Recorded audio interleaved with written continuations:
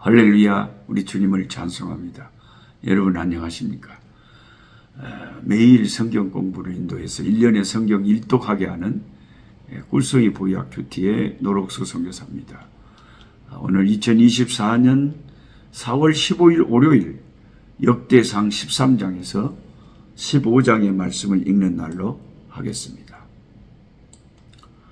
다윗은 누구나 알듯이 좋은 하나님의 사람이었고 지도자였습니다. 역대상 13장에서 그가 잘했던 일은 하나님의 궤를 예루살렘에 있는 다윗성에 모셔와서 나라의 중대한 일들을 궤 앞에 하나님께 여쭙고자 한 것이었습니다.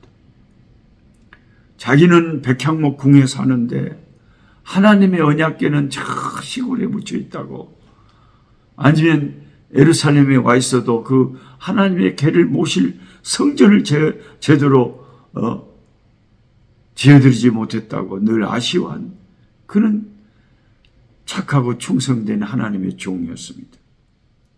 그리고 그는 그 일을 지휘관들과 논의하고 백성들과도 의논했습니다. 다윗은 자기의 왕의 지위를 이용해서 중대한 일을 독단적으로 처리하지 않았습니다. 주위 사람들과 동의를 구하고 의논하고 자문을 구했습니다.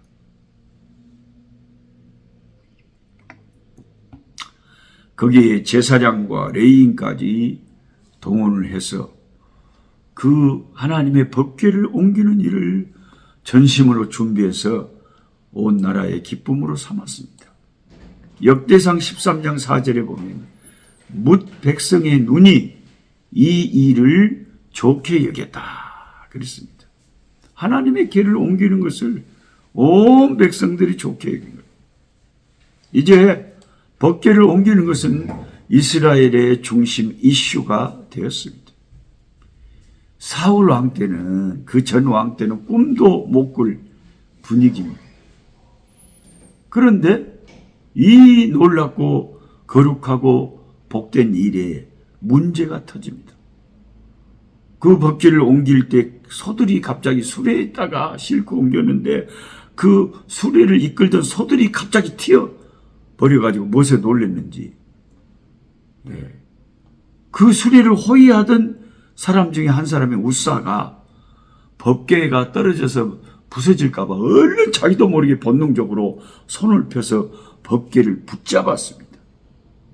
그건 하나님의 법에 어긋나는 거죠. 하나님께서 진노하셔서 우사를 그 자리에서 쳐서 죽게 만들었습니다. 그 좋은 날, 그 은혜스러운 순간, 이게 무슨 날벼락입니까, 여러분? 다윗은 분명 법궤를 옮겨오는데 자신감이 있었고 기쁨이 있었습니다. 모든 백성들이 한호였습니다. 그런데 우사가 죽자 다윗이 하는 말이, 내가 어떻게 하나님의 궤를 내 곳으로 오게 하리요 하면서 갑자기 움츠려듭니다. 여기서 실패의 원인을 살펴보기 전에 왜 다윗은 하나님의 궤를 다윗성으로 옮기고자 했을까 하는 문제를 먼저 살펴보겠습니다. 하나님의 궤는 하나님의 임재의 장소예요. 하나님의 거룩함을 상징합니다. 그것은 이스라엘의 힘이었습니다. 이스라엘은 엘리 제사장 시대에 언약궤를 잘못 이용하려다가 블레셋에게 빼앗긴 기가 막힌 일이 있었습니다. 다윗은 분명히 하나님의 궤 앞에서 하나님의 뜻을 묻고 싶어서 그 궤를 옮기고자 하였습니다. 이것이 거짓은 아니었고 진실이었다 할지라도 다른 의도가 조금 끼어있지 않았을까 하는 것을 우리가 의심해 볼 수가 있습니다. 역대상 13장 2절에 보면 어순의 미묘한 차이가 드러납니다. 다윗은 하나님의 궤를 옮기면서 회중의 뜻을 먼저 묻습니다. 다윗이 이스라엘의 온 회중에게 이르되 만일 너희가 좋게 여기고, 이게 먼저 나옵니다. 그리고 그 다음에 하나님의 뜻을 표현하였단 말하죠. 또 우리의 하나님 여호와께로 말미암았으면, 너희들이 좋게 생각하고 하나님의 뜻이 있다면 옮기겠다. 이게 순서가 뭔가 좀 느낌이 안 좋지 않지 않습니까? 이 계획이 성공하면 다윗성은 정치뿐만 아니라 종교까지 아우를 수 있는 명실공히 이스라엘의 중심이 될 수 있었겠죠. 명분이 있었고 실리가 있었습니다. 영적인 일처럼 보였고 믿음의 역사하고 선한 일로 보였습니다. 그런데 기가 막힌 일이 벌어진 거죠. 중간에 소들이 뛰었고 우사가 손을 대고 하나님이 진노하셔서 사람이 죽어나갔습니다. 베레스 우사를 쳐 죽이셨다. 무서운 말입니다. 베레스 우사를 쳐 죽이셨다. 인간의 계획이 산산이 깨졌고, 비로소 다윗은 하나님이 두려워 하나님의 계를 당분간 함부로 자기가 있는 곳으로 가지고 올 수 없음을 깨달았습니다.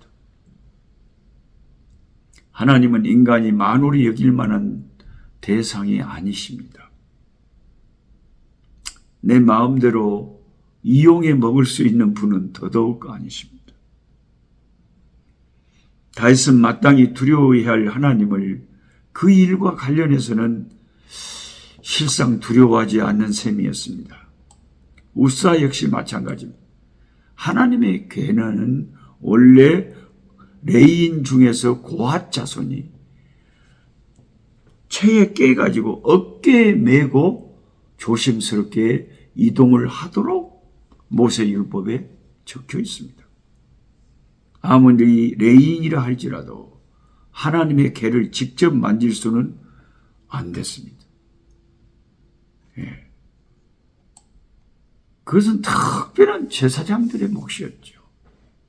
근데 어찌된 영분인지 하나님의 괴는 수레에 실렸고 소가 끓였습니다. 레인 고핫 자손이 어깨에 메야 된다니까요. 전혀 하나님의 말씀과 어긋났습니다. 이것은 이방 블레셋이 하나님의 괴를 다루었던 것과 닮아 있습니다. 이방인들은 그렇게 했어요. 하나님의 말씀에 철저한 다윗이 이런 큰 실수를 했다는 사실이 참 어째서 그럴까 물론 믿어지지가 않습니다. 모세 오경에 적혀 있듯이 왕은 율법의 말씀을 복사해 가지고 자기 곁에 두고 항상 그 말씀을 상고하고 그 말씀에 따라 백성들을 통치하도록 되어 있었습니다. 당시의 선지자들이나 제사장들 그리고 레위인들도 도저히 이해가 안 됩니다. 아니 임금이 수레를 준비하고 법궤를 이동하려 했다면 당연히 나서서 그것은 모세 율법에 위배되는 일이라고 진언을 했어야 하는데 아무도 그렇게 한 자가 없었다는 기가 막힌 일입니다. 그렇게 뭔 일이 잘못되려면 그렇게 사람들이 있어도 제대로 하나님의 뜻을 제대로 밝히는 자가 그렇게 없어요. 이상한 점은 또 있습니다. 아니 우사가 하나님의 진노로 죽었으면 사고가 났으면 평상시에 다윗 같으면 하나님께 엎드려서 회개하고 하나님께 그 이유를 물었어야 됩니다. 그리고 문제를 해결한 후에 끝까지 법궤를 다윗성으로 옮겨야 했었습니다. 그러나 다윗은 그렇게 하지 않고 오벳 에돔의 그 백성의 집에 무책임하게 맡겨버렸습니다. 그리고는 나중에 몇 년의 세월이 지나서 오벳 에돔의 법궤로 인하여 그 집이 복을 받았다는 소문을 듣고 그제서야 이제 성경대로 레인 고핫 자손들을 동원해서 법궤를 메고 옮겼던 것입니다. 우리 나중에 천국에서 다윗을 만나면 이 대목을 우리는 꼭 좀 질문을 해야 됩니다. 예? 왜 그랬냐고. 그러나 다윗이 우리를 만나서 굳이 설명을 해주지 않아도 약간 짐작되는 것은 제가 있어요. 예? 짐작되는 부분이 없는 건 아니에요. 그게 뭐냐면은 다윗이 베레스 우사 사건을 보고 법궤를 두려워하는 마음이 생겨버린 거예요. 이거 함부로 다루면 안 되겠구나. 이게 하나님께서 진노하셨구나. 그래서 충격을 받아가지고 선뜻 법궤를 다윗성이 모시지 못하고 오벳 에돔의 집에 임시로 맡겨 놓았던 것입니다. 그 다음에 이제 그 오벳 에돔이 이제 복을 받으니까 비로소 그 두려움에서 벗어나서 안심하고 법궤를 모셨던 것이죠. 우리는 이런 성경을 읽으면서 이런 교훈을 받아야 돼요. 아무리 선한 일이라도 방법이 잘못되면 베레스 우사, 하나님이 우사를 쳐 죽이셨다는 무서운 기가 막힌 일이 벌어진다는 것입니다.